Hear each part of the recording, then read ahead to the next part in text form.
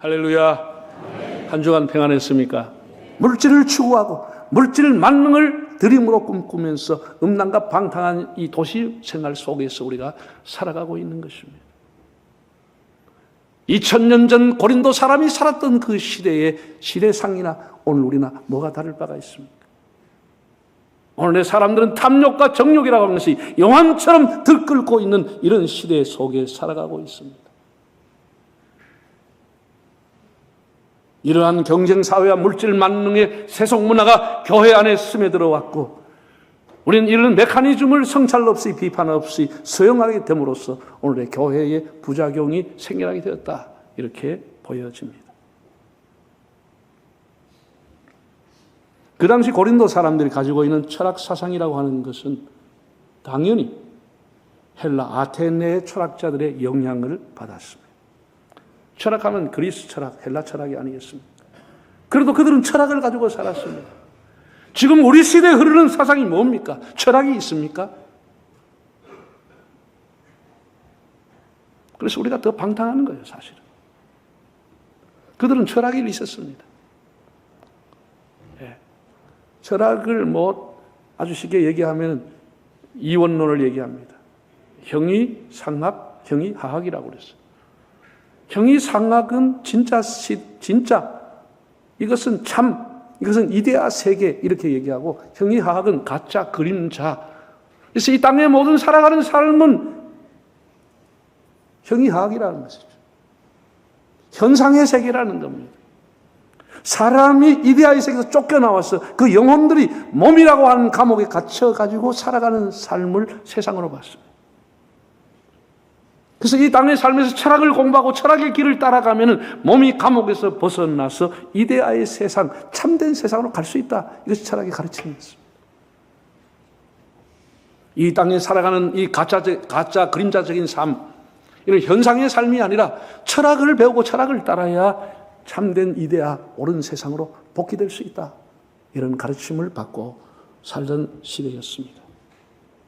이런 철학 사상을 굳게 믿던 사람들에게 바울이 나타나서 예수 믿으면 구원받는다라고 하는 것을 전했을 때 어떤 반응이 일어났겠습니까? 예수 믿으면 우리 영혼이 이 죄 많은 감옥, 이 죄 많은 세상으로 몸으로부터 해방을 받고 다시 천국으로 이데아로 가는구나, 이런 생각을 하게 된 것이죠.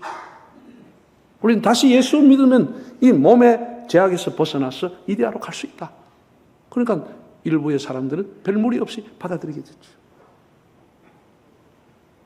문제는 이미 예수를 믿음으로 구원받았던 사람이 그 구원받은 증거로 방언과 예언과 은사를 가진 사람들이 이제는 우리가 영혼이 구원받았기 때문에 이 몸으로서는 무슨 일을 해도 상관이 없다는 생각을 갖게 된 것입니다. 이 몸을 가지고 쾌락을 하든지 음행을 하든지 우상의 재물을 먹든지 우리 영혼은 이제 자유하다. 이미 우리는 구원받았다. 이런 생각을 가지고 살았습니다. 그리고 부활이라고 하는 것도 몸의 부활에 바울이 말할 때 반론을 제기한 것입니다. 이 썩을 몸, 이 죄의 몸에서부터 해방되는 것인데 영혼이 부활하면 몰라도 왜 몸이 부활하느냐? 이건 받아들일 수 없다. 이런 반론이 제기됐습니다.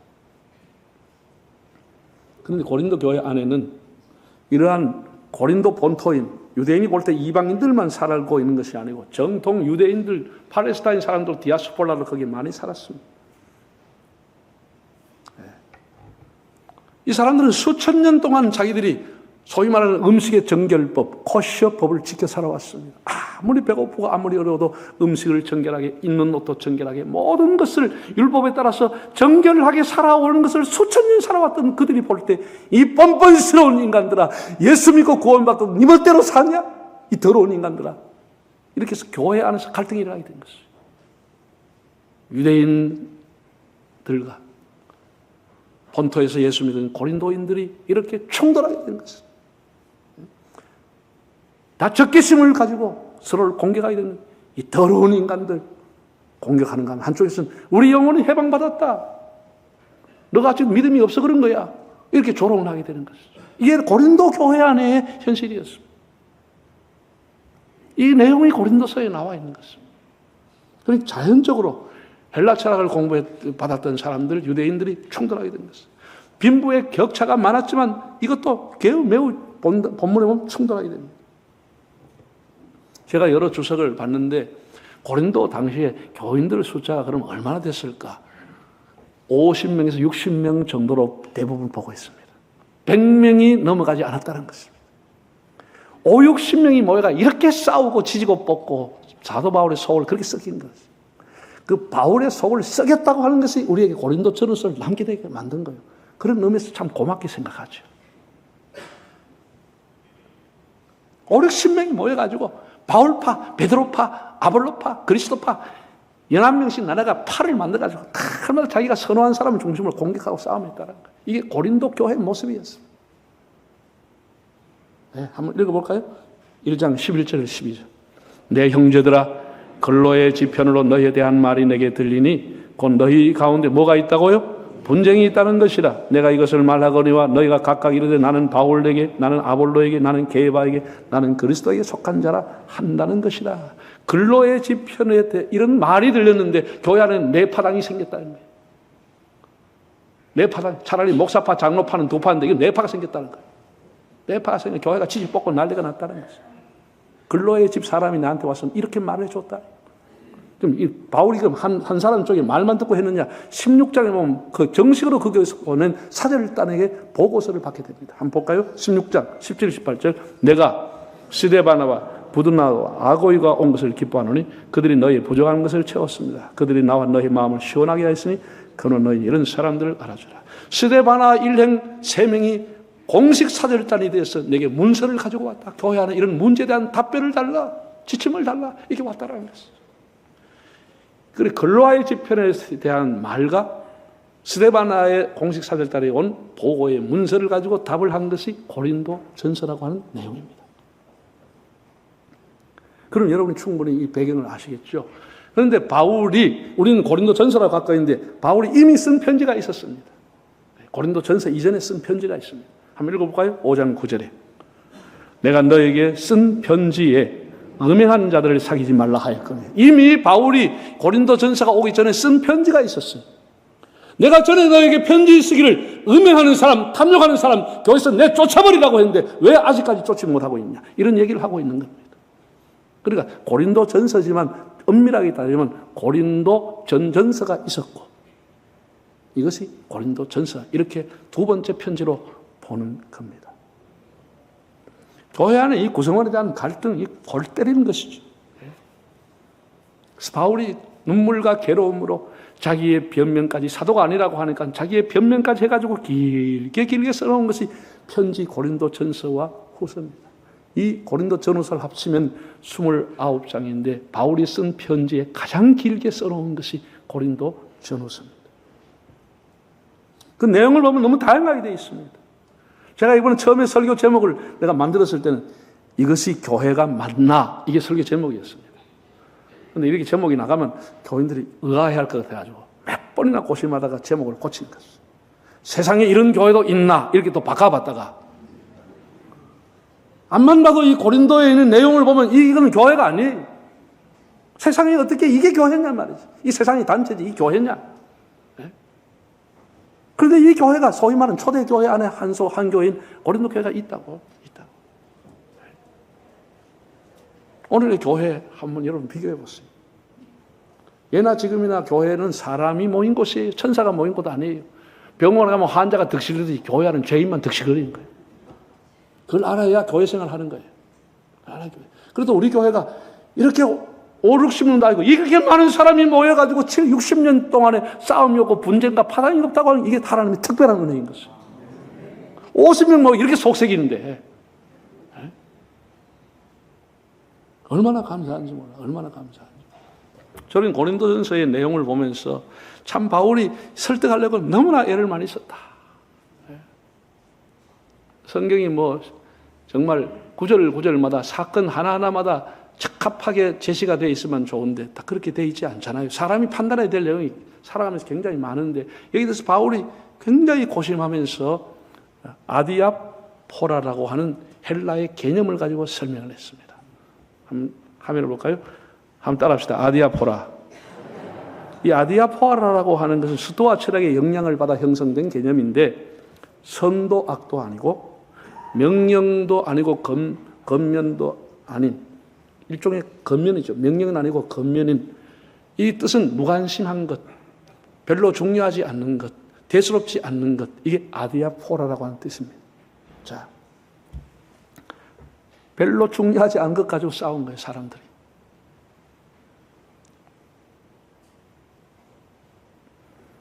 한번 8장 8절을 읽어볼까요? 음식은 우리를 하나님 앞에 내세우지 못하나니 우리가 먹지 않는다고 해서 더 못 사는 것도 아니고 먹는다고 해서 더 잘 사. 음식에 대해서 교회 안에서 막 부자들은 와서 먼저 먹고 가난한 사람 못 먹고 하니까 음식에 대해서 막 다툼이 있고 우상의 제물에 다툼이 있으니까 음식을 먹는다고 그 사람 잘 사는 것도 아니고 음식을 못 먹는다고 해서 못 사는 것도 아니니까 뭐 형편 따라 먹으면 되고 안 먹으면 되는 것 가지고 그 음식을 가지고 다투지 말아라는 것이죠. 갈라디아 5장에 보면 이렇게 말했습니다. 할례를 받아도 괜찮지만 할례를 받지 않아도 무방한 것이다. 이런 것이 아디아포라에 속한 것이 해도 되고 안 되는 것인데 한 사람이 안 한 사람을 욕하거나 안 한 사람이 한 사람에 대해서 비난하고 이렇게 하지 말아라는 것이죠. 예, 여러분 이거는 17세기 루터 교회 안에서 종교개혁 이후에 루터 교회도 굉장한 다툼을 벌였습니다. 아디아포라를 가지고. 예. 그 당시에 유행했던 오페라, 영화관, 카드노이 이런 것 교인들이 즐겨도 되냐? 교인들이 영화관 가고 교인들이 오페라 즐기고 댄스를 그 홀에 들어가고 이렇게 되냐? 이게 경건한 사람들은 그건 안 된다, 죄다. 이렇게 공격했고. 반면에 그 사람은 이건 아디아포라야. 자기가 가고 싶으면 하면 되는 거야. 왜 그거 성경과 상관없는데 이 구원과 상관없는 걸 가지고 왜 그래? 이렇게 했다는 것이지. 그래서 상당히 오랜 기간 동안에 루터교 안에서도 분쟁을 한 것이 아디아포라의 문제였습니다. 바울이 결혼에 대해서도 동일한 얘기를 했어요. 한번 볼까요? 7장 6절, 8절, 12절까지 한번 읽어보겠습니다. 그러나 내가 이 말을 하면 허락이요. 여기 시온성에 보면 허락이라는 말이 충고요. 하나님의 명령은 아니다. 내가 이렇게 결혼에 대해서 얘기하는 것은 겉면이다. 하나님 명령은 아니고 내 사견으로 충고하는 것이다. 모든 사람이 나같이 그냥 혼자 살아버려라. 이렇게 음행한 세상에 뭐 굳이 결혼해서 살 필요가 뭐 있냐. 가부들에게 한 얘기예요. 가부들도 그렇게 잘 들으시길 바랍니다. 내 얘기가 아니요. 바울이 사견을 가지고 그냥 혼자 사는 게 좋겠다. 독신으로. 이게 자기의 사견이라고 그랬어. 충고라고 그랬어. 하나님 명령은 아니라고 그랬어. 또 12절 한번 볼까요? 12절에 그 나머지 사람들에게 내가 말 나누는 일은 뭐가 아니라 주님의 명령이 아니다라는 거예요. 자, 이리 보세요. 우리가 성경에서 이런 게 굉장히 헷갈리는 거예요. 하나님의 명령인 것도 명령 아닌 것이 있어요. 이거 구별하기도 쉽지 않죠? 다 성경이라고 전부 하나님 명령은 아니에요. 고기를 먹는 거에 대해서 먹을 수도 있고 안 먹을 수도 있는 거예요. 성경은 우리가 해야 될 것과 하지 말아야 될 것을 사사건건 조목조목 제시하지 않고 있습니다. 우리 삶은 다양합니다. 그러나 기준은 성경이죠. 교훈과 책망과 바르게 함과 의로 교육하기에 유익한 것이 성경입니다. 지금 학생들이 휴대폰 목사님 사용해도 됩니까? 안 됩니까? 하면 뭐라고 답을 해요? 네 멋대로 해보래라. 휴대폰 사실 학생들이 자기한테 유익한 것보다 안 좋은 게 더 많습니다. 다 안 좋은 것 본다고 밤새서 눈 빨갛게 보고 있는 거예요. 그런 새끼들이. 그러면 어떻게 하겠어? 그 휴대폰 자체가 무슨 죄악이에요? 그럼 사람들 뭐래요? 당구장 가면 됩니까? 안 됩니까? 목사님 골프하면 안 됩니까? 됩니까? 해도 돼요? 안 돼도 돼요? 네 알아서 해라. 그거지 뭐. 주일날은 하지 마라. 그런 거 아니에요? 그게 무슨 죄입니까?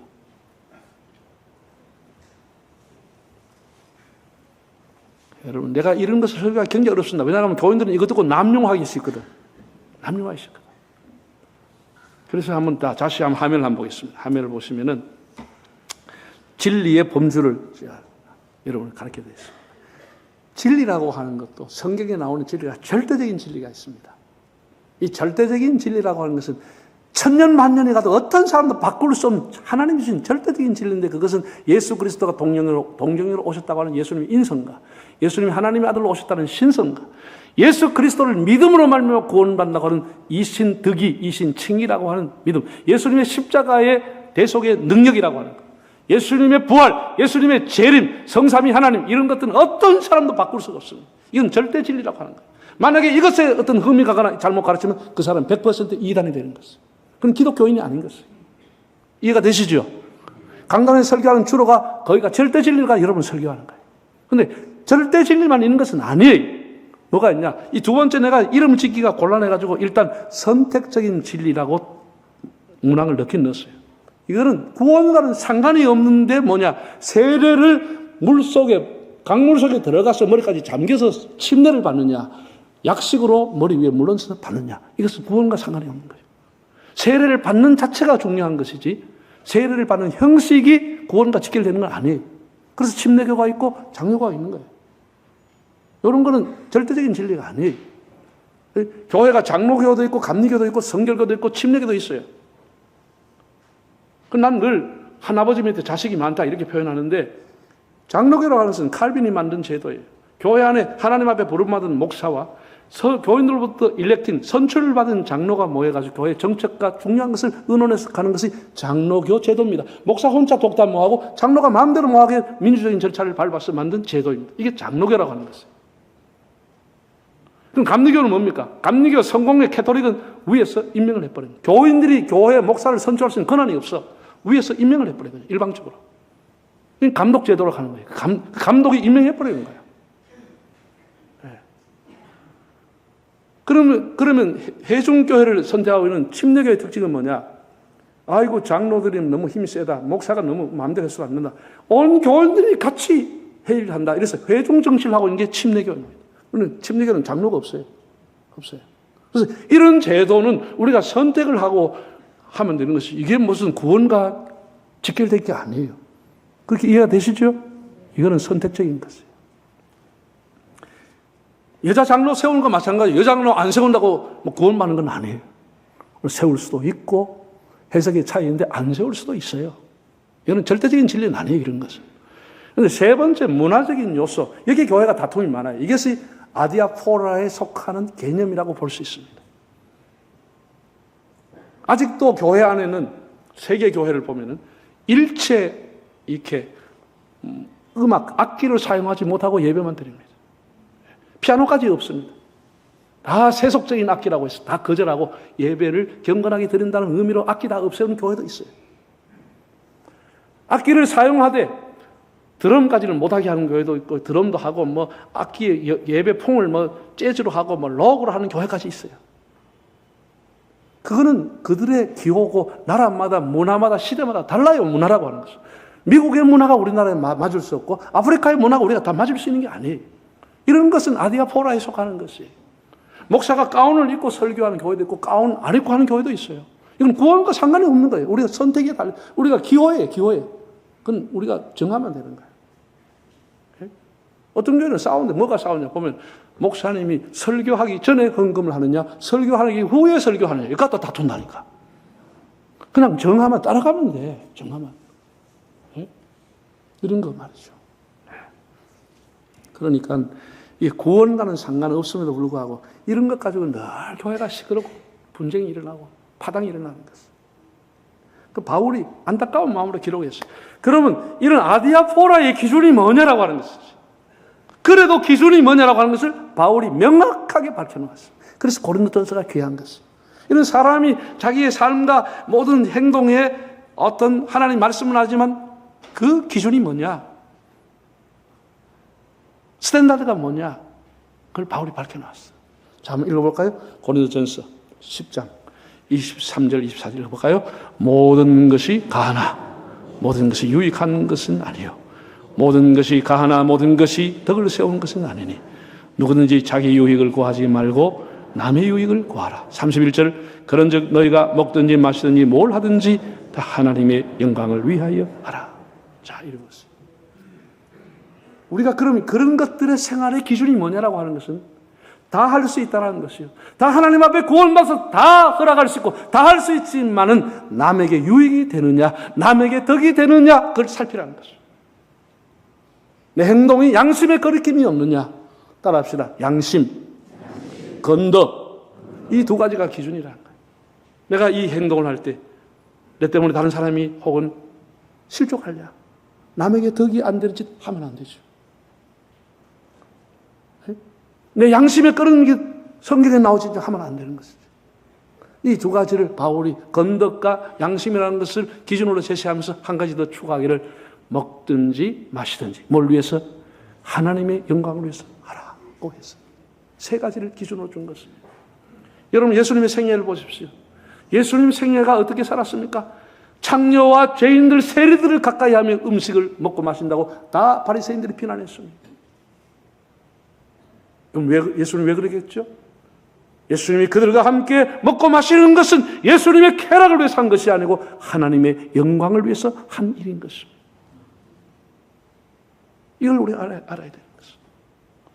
그래서 우리가 교회에서 일반적으로 조금 이렇게 성경에 명확하게 나오지는 않지만 이런 문제를 어떻게 할까 하면은 첫째는 양심을 비추고 개인적으로, 두 번째는 이게 덕이 되느냐, 남에게도 유익이 되느냐 이걸 살펴보라는 것이지. 지 혼자만 유익하면 안 되는 것이지.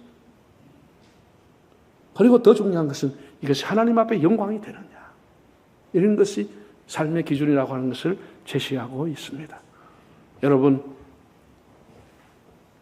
교회가 어떤 것이냐, 바울은 오늘 본문에서 너무나 잘 밝혀놓았습니다.